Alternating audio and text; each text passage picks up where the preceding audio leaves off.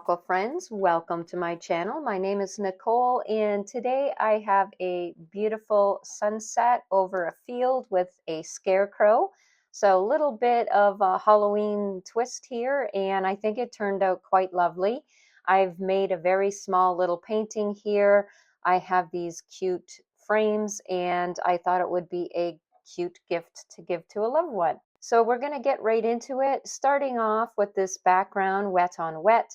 And some of the colors that I've used for my yellows and oranges are cadmium yellow and Aussie red gold. I also have transparent pyrrole orange in my palette and a cool blue, like a cobalt blue. Now, I know it's tricky. You're going to ask me, how come the blues and the yellows are not going to make green in the sky? Notice that I'm not really mixing it up too much there. I'm kind of letting gravity do its trick. And another thing that could kind of help is by adding in a little bit of pink with that transition between the blue and the yellow. That will help not make green in the sky. Also, if you have really good paints and you're layering like I'm doing, it should not be a problem. So coming in with that really strong orange color, now I do want that local color into the grasses as well. That sunset is going to be mimicked into the fields as well.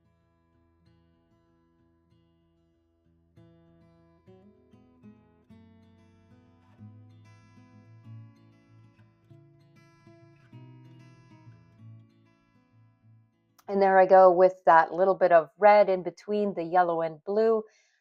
Now, you can also add in some clouds, some really dark clouds. You get that sense that the sun is really setting here. I do love using a dagger brush, guys. It's nice and thin. It does hold a lot of paint, and it's perfect for making clouds.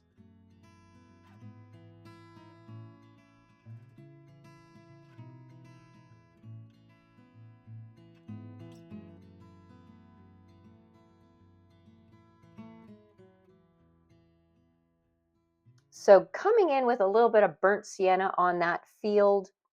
Notice that the paper is still shiny, so I'm still have a lot of time to add in these colors. Some other of the browns that I have in my palette are transparent brown oxide, and of course the sepia, which I'm using now, and kind of just adding in some suggestive lines of the field here.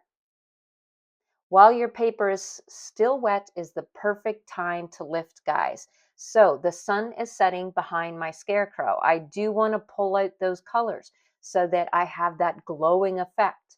I'm not worried about the scarecrow because he is just going to be painted all in one go, one color. Now, if your sky or your ground starts bleeding on your sky, you could tilt your paper, and I just went over it a little bit with orange. Tip for you, if you don't want it to further bleed, then you can stop that process by drying your paper right away with a hair dryer or a heat tool as I'm using. Now you're going to let that whole thing dry, and then we can work on the scarecrow. So I noticed I did wet him. I just wet the whole scarecrow so that I could get a nice even mixture of my sepia on top of the scarecrow. I'm using a very fine detail brush for this, a size 1 or 2.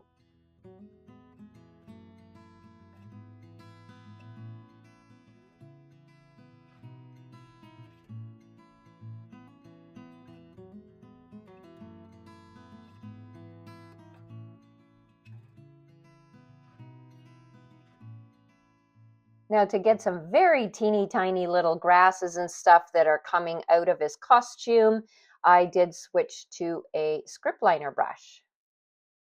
And I do want him to be darker because he is a silhouette. And so I'm really adding a very strong mixture, like a heavy cream mixture of the sepia.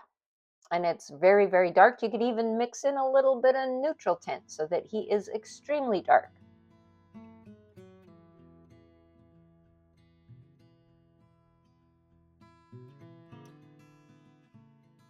Now I am going to wet the ground where his feet are because I just kind of want him blending into the field there. Now I'm defining the horizon line with a little bit of the sepia. Gonna make a little bit of hills and mountainside in the background there.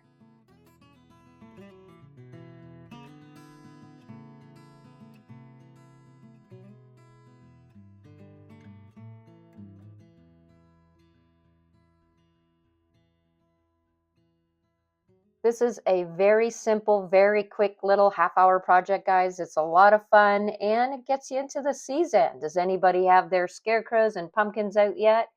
I got my pumpkins outside and I still need to put out all my other decorations. That is it. You guys can sign your painting. You just created a masterpiece. Congratulations. Take your tape off. There's that beautiful white border. I hope you guys enjoyed this tutorial and I'll see you next time.